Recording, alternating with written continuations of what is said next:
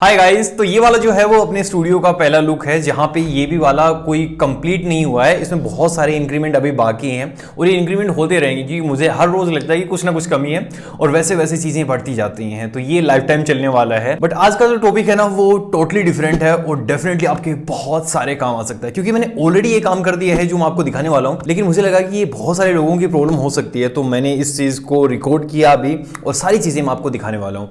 Basically ये मेरा HP pavilion gaming laptop है।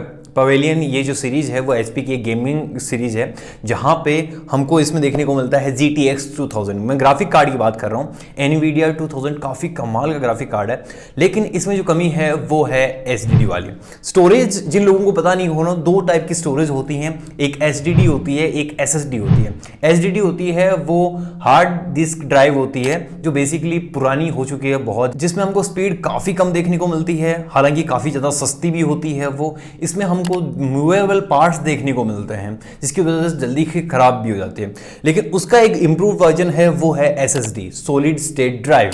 अब ये वाली जो है वो मैंने मंगाई है और ये जो है वो है WD Blue NVMe टाइप, जहां पे जो नॉर्मल साडा SSDs होती हैं उससे ये 4 टाइम ज़्यादा फास्टर है और नॉर्मल जो अपनी स्टोरेज थी उससे 10 टाइम ज़्यादा फास्टर है। जहां पे मैंने इसको अपग्रेड करने का सोचा और ये कोई पेड प्रमोशन नहीं है। लोगों को लगेगा कि हाँ ये प्रोडक्ट इसमें दिखा रहा है तो हाँ ये पेड हो सकता है, तो हर चमकने वाली चीज़ सोना नहीं होती है।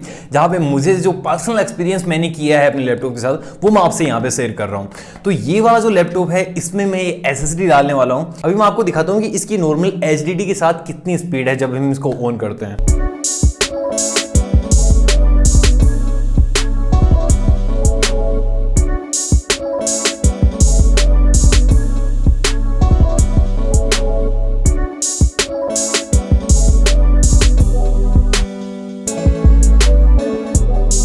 हाँ, तो ये ऑलमोस्ट निकल के आती है 1 मिनट, जो बहुत ही ज्यादा है।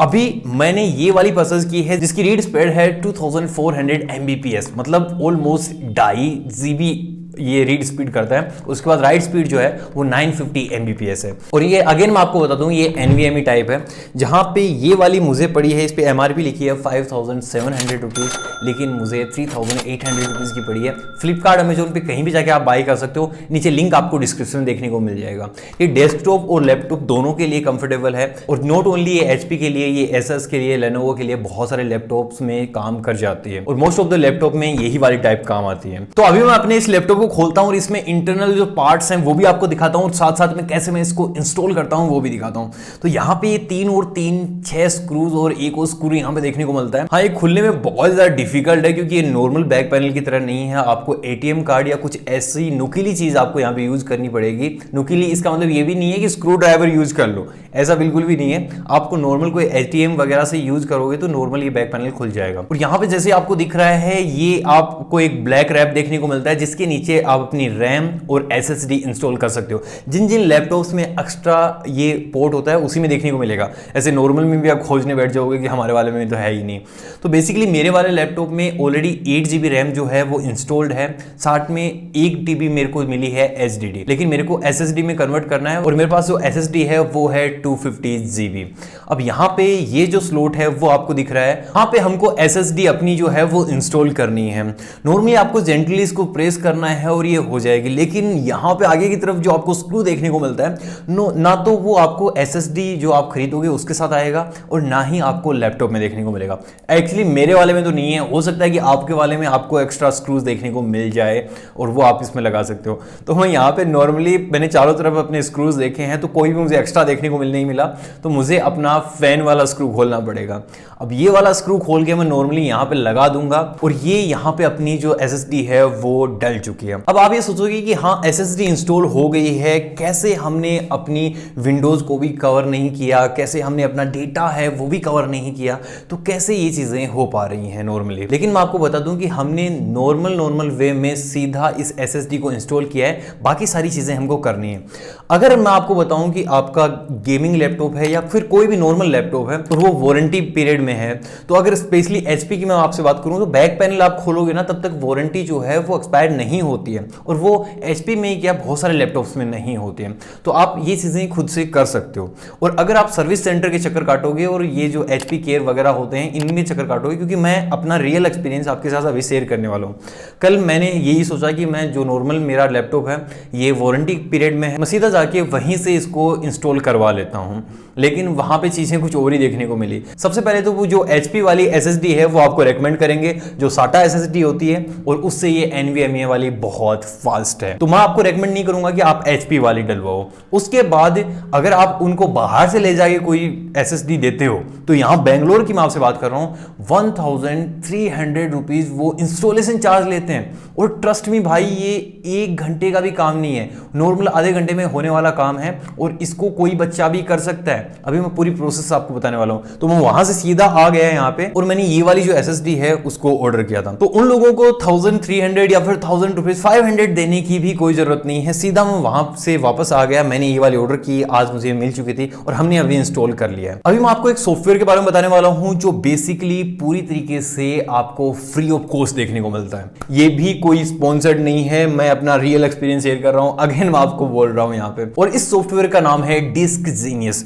जहां पे आप नॉर्मल अपनी सारी विंडो है उसको कॉपी कर सकते हो, अपना सारा डेटा है उसको कॉपी कर सकते हो, आपका कोई चार्जेस यहां पे नहीं लगेगा। दूसरी चीज, अगर आपके पास लाइसेंस्ड विंडो नहीं है या फिर विंडोज की की नहीं है, तो कैसे आप इसको मैनेज करोगे? तो कोई प्रॉब्लम नहीं है, क्योंकि यहां पे आप अपनी विंडो को कॉपी कर रहे हो, ना कि डिलीट करके कहीं और से डाउनलोड कर रहे हो। तो आपको ना तो अपनी की चाहिए, ना ही कोई लाइसेंस विंडो चाहिए जो आपने क्रैक पहले से कर रखी हो और आपको फिर से क्रैक करनी पड़ेगी, ऐसी कोई प्रॉब्लम नहीं है। तो नॉर्मली आपको जो डिस्क जीनियस ये जो सॉफ्टवेयर है इसको इंस्टॉल कर लेना है अपने लैपटॉप में, और जैसा कि आप देख पा रहे हो इंस्टॉल हो जाएगा नॉर्मली। तो यहां पे खोलते ही सबसे पहले ऊपर जो आपको ऑप्शन देखने को मिल रहा है OS माइग्रेशन, इस पे आपको जाके क्लिक कर देना है, और क्लिक करते ही ये आपको शो कर देगा कि आपकी SSD है जो है वो इंस्टॉल हो चुकी है।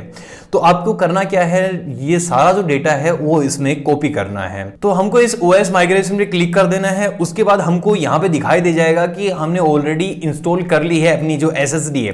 तो अपनों को काम क्या करना है, HDD से सीधी अपनी जो सारी फाइल्स हैं, विंडोज हैं, उसको SSD में कवर करना है।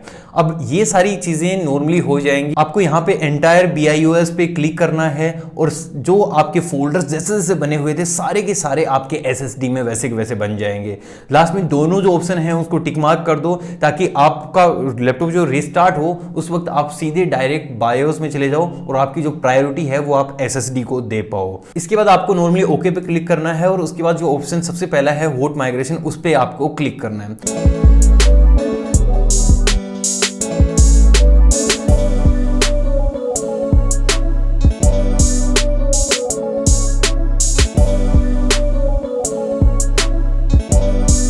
और क्लिक करने के बाद आपको ये रीस्टार्ट करने के लिए पूछेगा, तो आपको रीस्टार्ट पे क्लिक करना है और नॉर्मली रीस्टार्ट होगा। अब यहां तक आपकी HDD ही काम कर रही है, आपका जो लैपटॉप रीस्टार्ट होगा उस वक्त भी आपकी HDD काम करेगी। अब यहां पे जो BIOS खुला है उसमें आपको प्रायोरिटी देनी है SSD को। अब यहां पे से सारी चीजें अलग अलग हो जाती हैं अलग अलग लैपटॉप कंपनीज के लिए। जैसे मेरा वाला HP का है, तो मुझे F9 प्रेस करना है बूट ऑपरेटर के लिए। अब बूट ऑपरेटर में हमको बेसिकली सेलेक्ट करना है कि कौन सी जो ड्राइव है उसको हम प्रायोरिटी रखना चाहते हैं। अब मेरे वाले केस में ना बड़ी प्रॉब्लम हो गई थी, मैं आपको बताऊं। HP वालों से मैंने 1 घंटे भी नहीं 1.5 घंटे तक बात की है, और वो मेरे इश्यू को अनलकीली सोल्व नहीं कर पाए। मुझे खुद से ही अपना इंजीनियर वाला दिमाग लगाना पड़ा, और यहां पे चीजें ऐसे काम करी कि F9 प्रेस करने के बाद हमको नॉर्मली जो है वो NVMe मैंने जो सिलेक्ट किया है, मुझे वो ऑप्शन देखने को मिल गया, मैं वहां पे गया। और उसके बाद आपको माइक्रोसॉफ्ट पे, क्योंकि हम विंडोज पे काम कर रहे हैं, तो माइक्रोसॉफ्ट को आपको नॉर्मली प्रेस करना है। उसके बाद आपको बूट पे क्लिक कर देना है, और ये करते ही आपकी जो प्रायोरिटी है वो बन जाएगी SSD। और अब के बाद जो भी काम होगा वो आपका SSD पे होने वाला है। और मैं आपको अभी दिखाता हूं कि मेरा जो लैपटॉप का बूट टाइम है वो कितना है।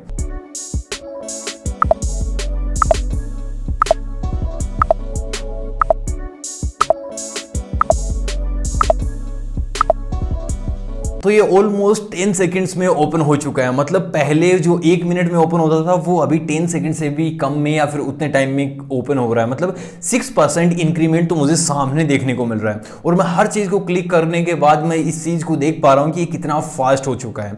तो डेफिनेटली ये चीज काम करी है और इसने बहुत कमाल तरीके से काम किया है। तो फाइनली अपना जो ऑपरेशन है वो सक्सेसफुल हो चुका है। अभी आप चाहो तो अपनी जो नॉर्मल एसडीडी थी उसको जाके सीधा का सीधा फॉर्मेट कर सकते हो, क्योंकि आपकी जो पहले सी ड्राइव थी वो अभी डी ड्राइव बन चुकी है और जो डी ड्राइव थी एसएसडी वाली वो सी ड्राइव बन चुकी है। सारी विंडोज सारे जो ऑपरेशन है वो आपके सी ड्राइव से कंट्रोल हो रहे हैं अभी के वक्त। तो आप डी ड्राइव जो अपनी एसएसडी है उसको आराम से फॉर्मेट कर सकते हो। तो बस यार यही है कहानी इसी एसएसडी इंस्टॉलेशन की। आई होप आपको चीजें समझ आई होंगी कैसे ये काम कर रही है और कैसे हम घर पे ही इस चीज को अनेबल कर सकते हैं या फिर इंस्टॉल कर सकते हैं, क्योंकि किसी को इतना ज्यादा पे करने की कोई मतलब नहीं है। जहां पे यार वो 1400 इंस्टॉलेशन चार्जेस ले रहे हैं उसमें 1000 और लगा के आप अपने लैपटॉप में 8 GB रैम और इंस्टॉल करवा सकते हो। तो ये बहुत ही ज्यादा एक्सपेंसिव हो जाता है। खुद से आप करोगे तो आपको आधा घंटा लगेगा। आपको थोड़ा सा टाइम एक ही जगह लग सकता है, वो है डिस्क जीनियस में। सारा डेटा जो है वो आप नॉर्मल एसडीडी से एसएसडी में कॉपी करोगे, यहां पे आपको कम से कम 1 घंटा लग जाएगा और वो आपके डेटा पे डिपेंड करता है। आपके पास जितना ज्यादा डेटा होगा उतना ज्यादा टाइम लगने वाला है। तो आई होप आपको सारी चीजें समझ आ गई होंगी। तो वीडियो आपके लिए काफी ज्यादा इंफॉर्मेटिव रहा होगा और डेफिनेटली आपको लगता है कि ये इन्फॉर्मेशन आपके लिए काम करी है। तो वीडियो को लाइक कर दो, शेयर कर दो, कर दो subscribe. As you'll have a fantastic day और मैं मिल रहा हूं आपसे अगले वाले वीडियो में। तब तक के लिए